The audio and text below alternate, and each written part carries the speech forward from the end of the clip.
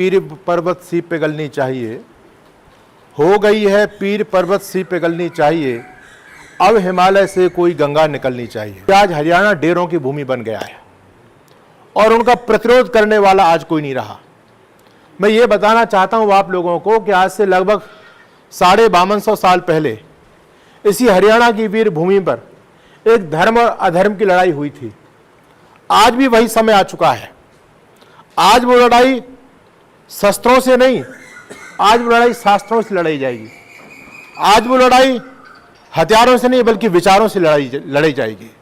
तो आज जो हमारी सनातन की परंपरा पर जो कुठाराघात किया जा रहा है रामपाल के द्वारा या अन्य पाखंडी लोगों के द्वारा, उसका जवाब कौन देगा? मैं भाई धर्मेंद्र हुड्डा का भी धन्यवाद करता हूं कि उन्होंने हमारी आवाज को उठाया, लेकिन बंधुओं ये कार्य तो आप लोगों का था, ये कार्य तो आर्य समाज का था। ये जिम्मेदारी मेरी और आपकी है, क्योंकि हमारे हृदय में ऋषि दयानंद का वास है, हमारे हृदय में ऋषि दयानंद की चिंगारी है। बंधु हम शांत बैठ करके नहीं देख सकते। आज इस रामकृष्ण की भूमि पर रामकृष्ण का अपमान किया जा रहा है रामपाल के द्वारा। और मैं हरियाणा के लोगों को बता देना चाहता हूं, बहुत से लोग वीडियो पर यह दलील दे रहे हैं कि वो बड़ा समाज सेवक है, उसने लोगों की बड़ी सेवा की और सेवा के द्वारा उसने लोगों का दिल जीता है। हमने कहा भाई क्या सेवा कर दी?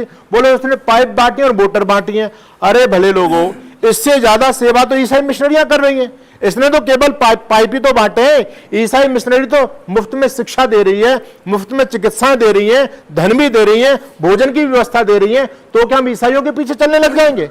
क्या हमारा धर्म, क्या हमारा ईमान इतना गिर चुका है कि हम गलत व्यक्ति का भी विरोध नहीं कर सकते? तो आज हम लोगों को, जो लोग बिक रहे हैं उसके हाथों, उनके स्वाभिमान को जगाने की आवश्यकता है। हम वो लोग हैं जो हमारे पूर्वजों का स्वाभिमान कभी डगमगाया नहीं।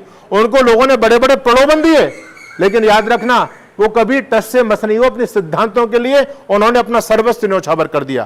तो आज ये जो गांव-गांव जाकर के आप यहाँ विभिन्न गांव से लोग पहुंचे हुए हैं, इस मिसाल को आप आगे बढ़ाएं। याद रखना, आप ये मत समझना कि हम कम हैं, और कम हैं हम हैं। आज की स्थिति के अनुसार मैं बोल रहा हूं, लेकिन आप लोग कभी अपने जीवन में हताशा निराशा लेकर के मत आना।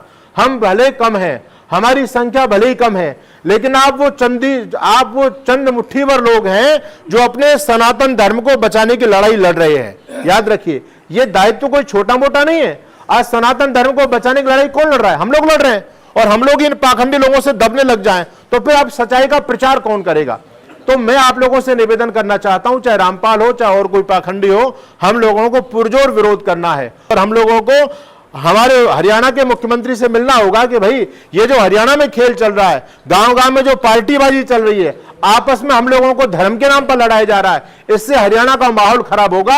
आप इस पर तत्काल संज्ञान लीजिए, नहीं तो फिर हरियाणा के हालात बेकाबू हो जाएंगे, और पहले भी हुए हैं। क्योंकि हरियाणा के लोग, इनके जीन्स में आर्य समाज है, इनके डीएनए में आर्य समाज है, लेकिन जब आर्य समाज का एक जो है ना बिगुल बजेगा तो निश्चित रूप से शेर अपनी ताकत को समझेगा और वो फिर पाखंडियों के खिलाफ अपना हल्ला बोल करेगा। तो हरियाणा का माहौल बिगड़ जाएगा। इसके लिए मुख्यमंत्री को तत्काल संज्ञान लेना चाहिए। और ये जो कैदी जो जेल से बाहर जमानत पर छूट करके आए हैं, और ये जो आज हमारे हरियाणा में जो दंगा करवाने की सोच रहे हैं, लोगों को आपस में लड़ा रहे हैं, इनको तत्काल दोबारा से जेल में डाला जाए, इन पर कानूनी कार्रवाई की जाए या इनका मुंह बंद कराया जाए। और बार बार ये जो शास्त्रार्थ की बात करते हैं, मैं खुला स्पष्ट मंच से आप सभी मीडिया के सामने बोल रहा हूं, हम कभी शास्त्रार्थ से नहीं डरे हैं। हमारा तो जन्म ही शास्त्रार्थ के लिए हुआ है, हम कभी नहीं डरे हैं। लेकिन जिनको शास्त्रों के नाम तक नहीं पता, जिन्होंने संस्कृत की एबीसीडी नहीं जानी, ये लोग शास्त्रार्थ करेंगे। और फिर भी हम तैयार हैं, भाई चलो तुमको डर है कि हमारी प्रतिष्ठा धूमिल हो जाएगी, लेकिन तुम्हारे जो चेले हैं, जो तुम्हारा झंडा उठाए फिरते हैं, तुम्हारे चेले शास्त्रार्थ के लिए आ जाए, हम तब भी तैयार हैं। लेकिन शर्त यह है कि उनके चेलों की हार सीधी रामपाल की हार मानी जाएगी। ऐसा नहीं है कि एक एक चेला आता रहे बोले हमसे लड़ो, ऐसे हम लोगों से शास्त्रार्थ नहीं करते। तो आर्य समाज की जो ज्ञान का लेवल है, उसके सामने तो कोई टकरा ही नहीं सकता। ये तो हमारे पास में सौगात ऋषि दयानंद का तप है आज भी, कि हमारे तर्कों के सामने कोई टकरा नहीं सकता है। तो ये सनातन धर्म को तोड़ने का बहुत बड़ा षड्यंत्र चल रहा है। हमारे भगवान शिव को लेकर के, राम को लेकर के, ब्रह्मा जी को लेकर के, विष्णु जी को लेकर के जो हमारी आस्था पर प्रहार करने वाले जो बयान रामपाल के और उनके चेलों के द्वारा दिए जा रहे हैं, इनका पुरजोर विरोध होना चाहिए। और हर सनातनी को एक होना चाहिए, केवल आर्य समाज ही नहीं। ऋषि दयानंद के बारे में तो उसने बहुत गंदी गंदी टिप्पणी की है, लेकिन क्या भगवान शिव के बारे में टिप्पणी नहीं की? उसने भगवान राम के बारे में टिप्पणी नहीं की, सबके बारे में की है। और आप अपने आप में व्यक्तिगत स्तर में आप आर्य समाज के मिशनरी प्रचारक हैं, आप अपने स्तर पर काम कीजिए। हमने जो घर छोड़ा है वो मौज मस्ती के लिए नहीं है। घर छोड़ा नहीं मैंने भाई दुनिया में मौज उड़ाने को, आलसी प्रमादी बन करके और मुफ्त का माल उड़ाने को। घर छोड़ा है मैंने भाई बिछड़ों को गले लगाने को, आश्रयहीनों को निदान और दलितों को गले लगाने को। तो ये हमारा जो मिशन है, इसके लिए हम दिन रात जीते हैं। वेद की ज्योति जलती रहे, ये उद्घोष हम लोग करते हैं। आज वेद की मशाल को बुझाने के लिए रामपाल जैसे पाखंडी तमाम गुरुडम्बादी लोग अपना पूरा पुरजोर प्रयास कर रहे हैं। तो ये जिम्मेदारी ऋषि दयानंद मेरे और आपके कंधों पर देकर गए। हमारे आर्य समाज के मंदिरों से उद्घोष होता है वेद की ज्योति जलती रहे, और जब तक वेद की ज्योति जली दुनिया में सत्य का प्रकाश हुआ। लेकिन अब ये मतमतांतर, ये पाखंडवाद, ये गुरुडम्बाद जब से बढ़ने लगा है समाज में, समाज का नाश हो लिया बिल्कुल। तो इसके लिए हम सभी को एक होना है, हताश निराश होने की आवश्यकता नहीं है। हम सबको बहुत उत्साह के साथ में, जुनून के साथ में, अखंड प्रचंड पुरुषार्थ करते हुए आगे बढ़ना है। और निश्चित रूप से हम इन बादलों को छांटेंगे। जब जब देश पर संकट आया है, अरे आर्य लोग ही तो आगे आए हैं। चाहे निजाम हैदराबाद का आंदोलन, चाहे हिंदी रक्षा का आंदोलन हो, चाहे स्वतंत्रता का आंदोलन हो, जब जब देश पर संकट आया तब तक हम लोगों ने अपनी गर्दन कटाई। और मैं एक बात फिर बहुत फक्र के साथ में कहता हूं कि आज भी यदि देश पर संकट आता है तो सबसे पहले गर्दन कटाने के लिए आर्य समाज आगे है। हम इतने मरे नहीं है, हमारा ईमान इतना मरा नहीं है। हम देश के लिए सर्वस्व न्यौछावर करने वाले लोग हैं। तो इसको बहुत अच्छी तरह से इस मिशन को आगे लेकर के चलेंगे। आप लोगों ने जो प्यार दिया और जो उत्साहवर्धन किया, आप लोगों की जो भावना है, जिस उद्देश्य से आप लोग आए, निश्चित रूप से देखिए ये जो बादल छा जाते हैं ये ज्यादा देर तक सूर्य को ढक करके नहीं रख सकते।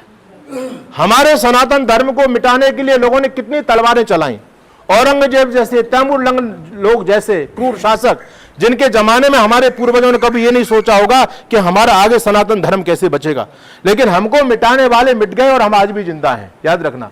तो ये जो बादल छाए हुए हैं, ये बादल छटेंगे और वेद का आलोक, वेद का सूर्य दोबारा से निकलेगा। और ये तब निकलेगा जब आपका पुरुषार्थ होगा, आपके अंदर वो जुनून होगा। और जिस दिन आपके अंदर ऋषि दयानंद बैठेंगे, याद रखना, तराजू के एक पलड़े में ऋषि दयानंद हो और तराजू के दूसरे पलड़े में संसार की सारे प्रतिष्ठा पोजीशंस हो। जिस दिन मेरा और आपका चुनाव केवल ऋषि दयानंद होगा, उस दिन कहेगा जगत फिर से एक स्वर में सारा, वही पूज्य भारत गुरु है हमारा। हम समाज को मार्गदर्शन करेंगे, हमने किया है। बुद्धिजीवी लोग हैं जो समाज को ठीक दिशा देना चाहते हैं, सब लोग साथ मिलकर के चलेंगे और इन गुरुडम्बादियों के डेरे उखाड़े जाएंगे। आप सभी का धन्यवाद।